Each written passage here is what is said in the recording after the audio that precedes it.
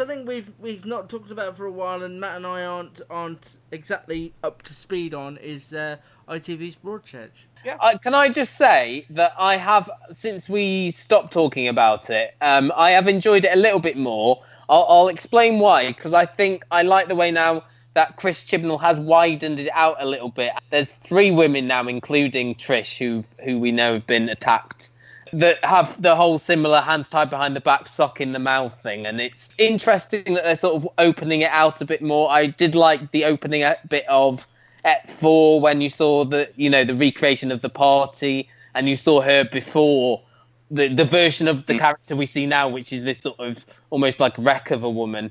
I like all of that. I like that. Basically, I think what I like the storytelling of it. I think I don't like the characterization. I don't think I think Chris Chibnall struggles with characterization, but he's very good with story. That is why we liked the first series so much. And it doesn't really because series 1 had such a good story to it.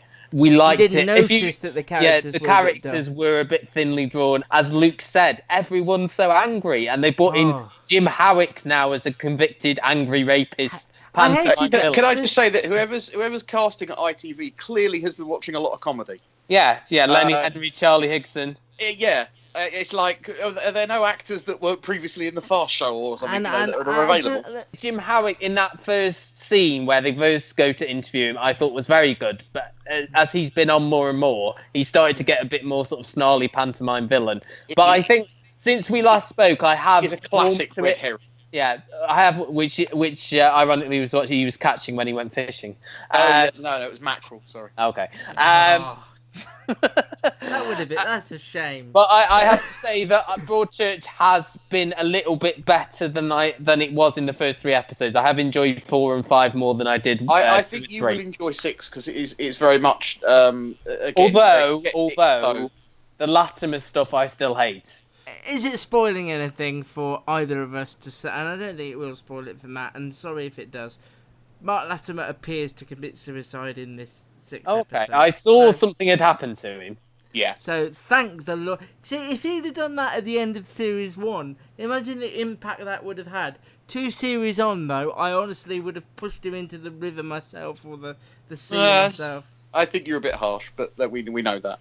So, I can't really say anything because I've seen the next episode. If I was to praise it, I think the best scene of the whole series is the scene between Sarah Parish and Julie Esmontal, where she confronts her and says, "Look, we slept together, your husband and I," and Sarah Parish acts her to mention I it thought again, Sarah Harris was really good in this. Yeah, which gives me there's another scene in last night's episode between those two that again is very good.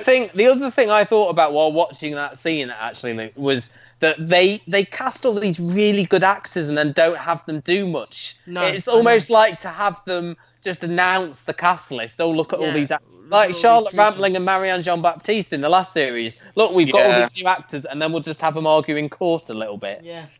Do you think this series certainly would have been better if it was a 6 rather than an 8?